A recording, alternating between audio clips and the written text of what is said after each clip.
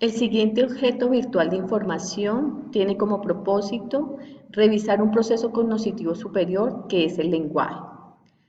Este recurso le permitirá al estudiante conocer e identificar las principales estructuras neurobiológicas implicadas en el procesamiento del lenguaje. Por tanto, el objetivo de aprendizaje es informar a ese estudiante sobre esas principales áreas del cerebro que están implicadas en la producción del lenguaje.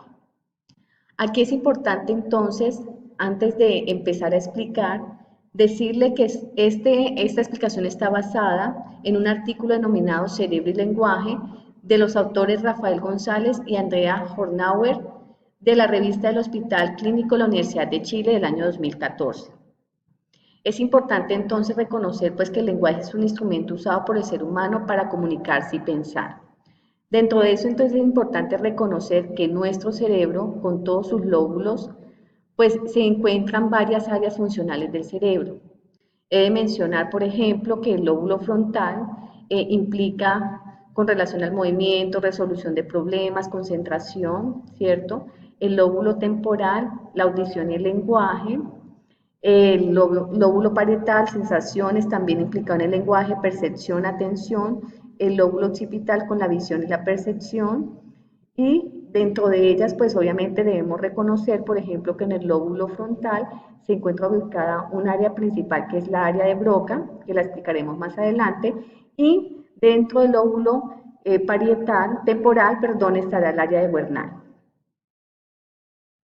Aquí es importante entonces reconocer que el lóbulo frontal, que mencionamos que allí se encontraba el área de Broca, pues controla importantes funciones cognitivas como la memoria, la solución de problemas, el lenguaje, el control de impulsos, entre otros.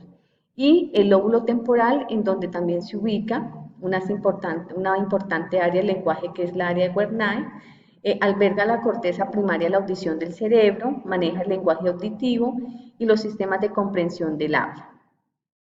Aquí entonces ya precisaré esas tres áreas que voy a mencionar principales implicadas en el lenguaje. Hay otras, pero estas son las dos más importantes, las tres más importantes. Entonces mencionaré que en el lóbulo frontal, recordemos que ubicamos el área de Broca, ¿sí?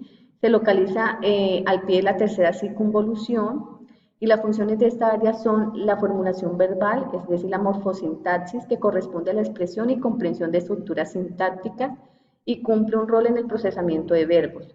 Además, tiene una participación en la planificación y programación motora para la articulación del habla. Y la otra, el área de Wernicke, se localiza en el lóbulo temporal izquierdo en la primera circunvolución temporal posterior. Se ha planteado que también formarían parte de esta área la circunvolución supramarginal y angular. Las funciones de esta área son la comprensión auditiva y el procesamiento de la selección del léxico. Y otro importante tiene que ver con el fascículo longitudinal superior. Es un tracto dorsal que conecta varias regiones relacionadas con el lenguaje. Está compuesto por 5 componentes, pero uno de ellos es el componente número 4 que corresponde al fascículo arqueado o arcuato, que conecta el área de Wernicke con el área de Broca. Es una conexión bidireccional que es fundamental para la repetición tanto de palabras como enunciados. Este fascículo es crucial para el aprendizaje del lenguaje y forma parte del circuito fonológico. Este también está relacionado con la expresión del lenguaje. Por tanto, estas áreas son prescindibles en el ser humano y se espera que estén funcionando adecuadamente y no presenten ninguna lesión para el lenguaje, para que el lenguaje pueda ser posible. Dentro de las conclusiones, entonces, encontramos que el lenguaje es un instrumento usado por el ser humano para comunicarse y pensar, está representado en múltiples áreas del cerebro. Las lesiones cerebrales que afectan estas regiones pueden provocar alteraciones del lenguaje. También es importante reconocer que en nuestra cabeza se encuentra el cerebro y es allí donde se encuentran las diferentes áreas neurológicas que permiten la producción del lenguaje dentro de ellos.